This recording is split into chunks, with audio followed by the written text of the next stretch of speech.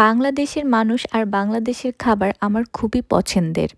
বাংলাদেশে এত tasty, tasty খাবার পাওয়া যায় যে একবার খেলে বারবার খেতে ইচ্ছা করে।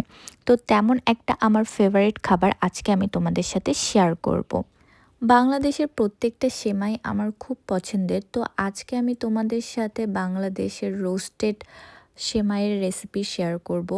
যেহেতু এই সেমাইটা রোস্টেড মানে আগে থেকেই ভাজা রয়েছে, তাই এটা আর ভাজা লাগবে না। তো ফার্স্টে আমি একটু দুধ গরম করে নিয়েছি। দুধে যেই জাল উঠে যাবে তখন এর ভেতরে আমি কিছু নকুলদানাগুলো ছেড়ে দিচ্ছি।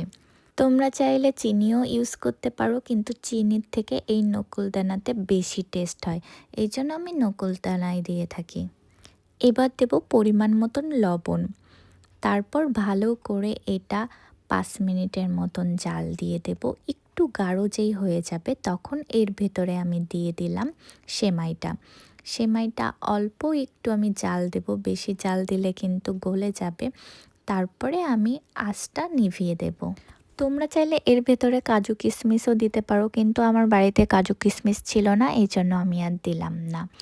আমি একটু পাতলা পাতলাই নামিয়েছি, কারণ কি এটা যখন ঠান্ডা হবে তখন অনেকটা গাঢ় হয়ে যাবে।